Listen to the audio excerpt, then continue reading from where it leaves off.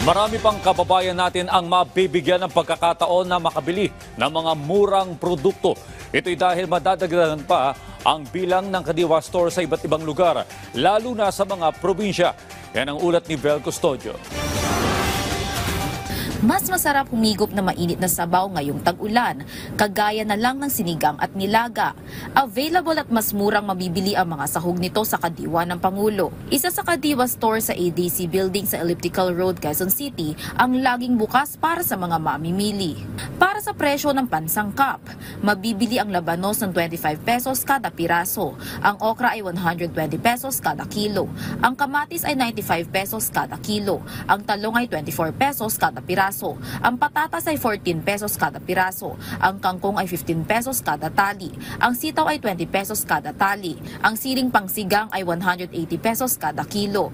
Ilan pa sa mga mabibili ang carrots na 10 pesos kada piraso, ang papaya ay 40 pesos kada kilo, ang ampalaya ay 40 pesos kada piraso, ang kalabasa ay 50 pesos kada kilo, ang repolyo ay 90 pesos kada kilo, ang sayote ay 6 na piso kada piraso, ang bawang ay 140 pesos kada kilo, at ang sibuyas ay 85 pesos kada kilo.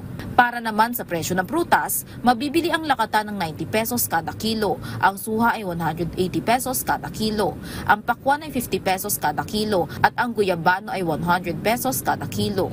Kasi dito medyo nakakales po. Yung sibuyas nila doon 140, 120, 130. Dito po minsan 90, 80, 85 nagmura po. Last nakabili ko dito 90. Ngayon 85 na lang daw. May different po ng presyo.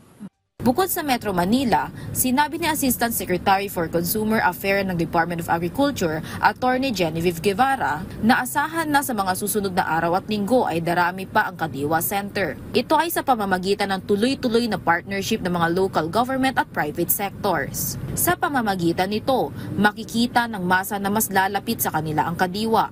Kasunod ito ng ilang mga pagpuna na malayo ang Kadiwa Center sa ilang mga lugar, lalo na sa mga probinsya. Kaya naman, ayon kay Guevara, na sinisikap ng DA na mailagay ito sa bawat syudad at mas mapalapit pa ang Kadiwa sa mga mamimili. Lagi lang umantabay sa official social media page ng Kadiwa para sa announcement ng mga bagong ilulunsad na Kadiwa Center. At para rin malaman kung saan ang pinakamalapit na Kadiwa ng Pangulo sa inyong lugar. Vel Custodio, para sa Pambansang TV, sa Bagong Pilipinas.